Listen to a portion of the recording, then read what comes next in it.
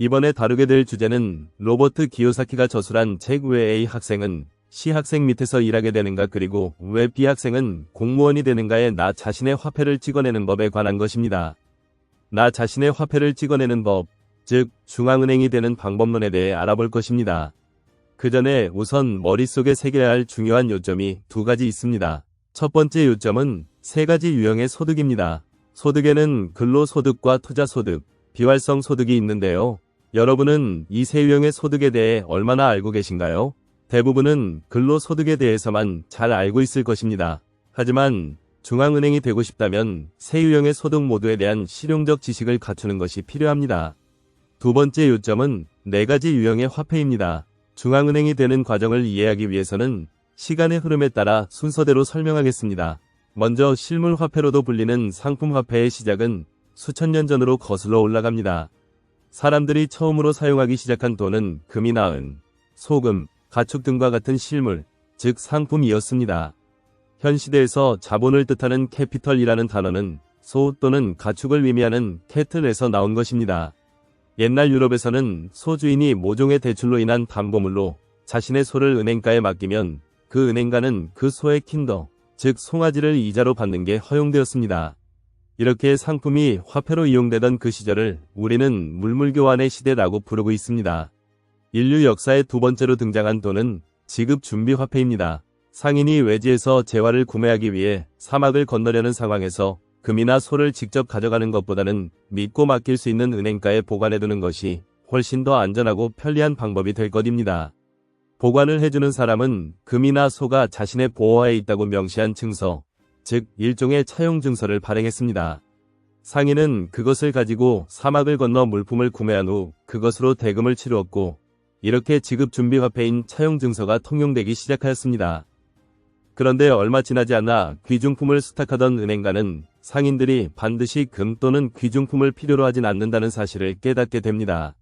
은행가의 고객들 대부분은 무거운 금주머니를 들고 다니는 것보다 훨씬 더 가볍고 어디든 가져가기 편한 차용 증서를 원했습니다. 그래서 은행가는 부분 지급 준비 증서를 빌려주는 아이디어를 떠올리게 되었고 이것이 부분 지급 준비 화폐의 시초입니다. 이는 만약 은행가의 금고에 고객이 맡겨둔 1,000달러에 달하는 금이 있다면 1만 달러 정도를 부분 지급 준비 증서로 다른 대출자에게 빌려주고 이자를 부과할 수 있다는 의미입니다.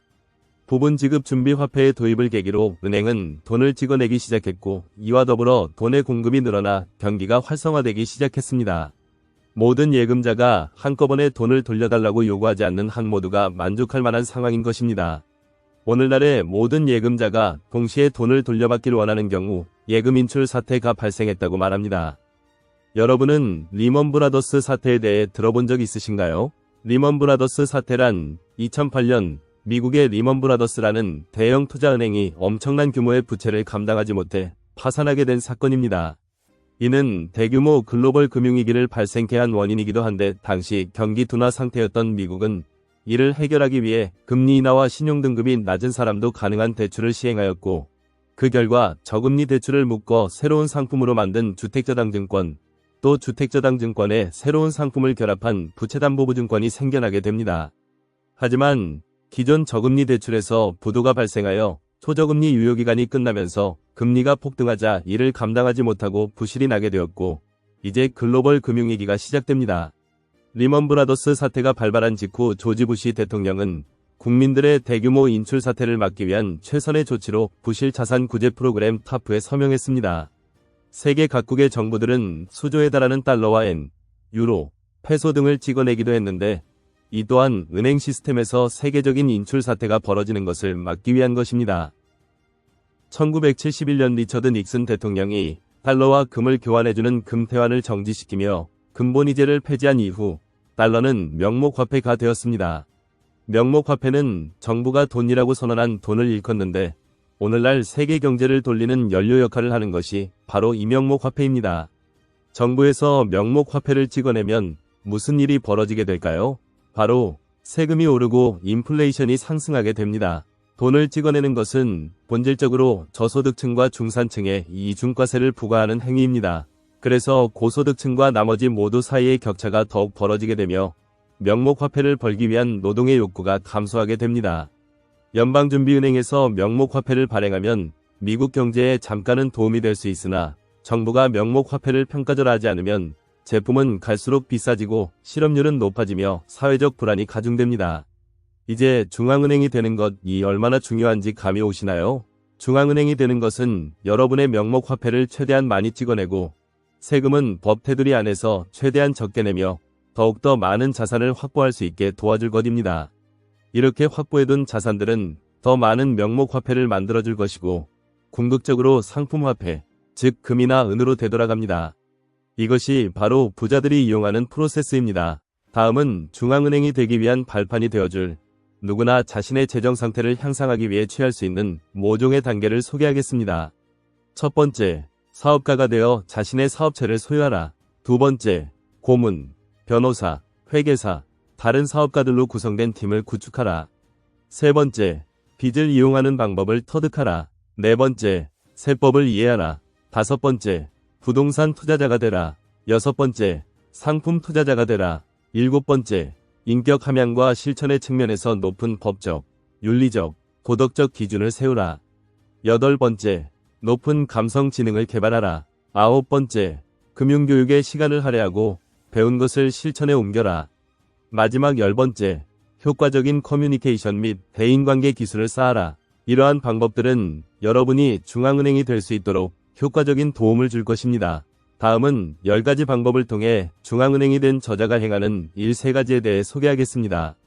첫 번째, 나 자신의 명목화폐를 찍어낸다. 저자와 저자의 아내 킴은 한 컴퍼니를 출범시켜 투자자들로부터 $25만 지원받았습니다.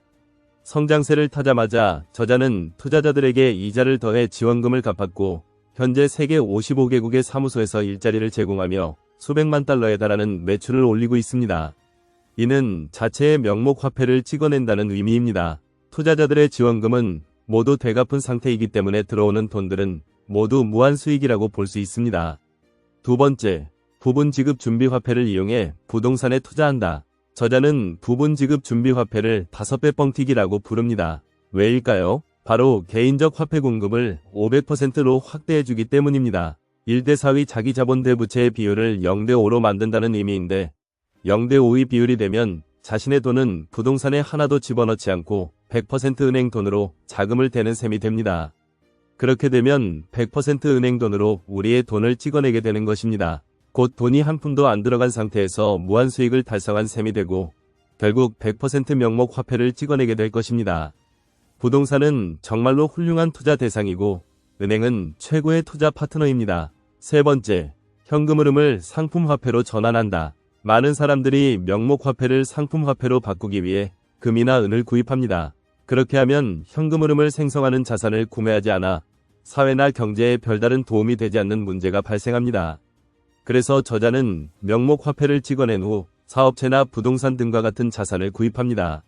이러한 자산은 사회에 기여함과 동시에 현금 흐름을 창출하게 됩니다. 마지막으로 소개해드릴 내용은 중앙은행이 된 부모로서 자녀에게 돈에 대해 가르칠 수 있는 중요한 교육 방법입니다. 돈에 관해 가르칠 때는 현실 세계로 데려가는 것이 최고의 실전 교육 방법입니다. 먼저 식료품 쇼핑에 데려갑니다. 그리고 가게 예산이나 한 달 식비 등에 대한 대화에 참여시킵니다.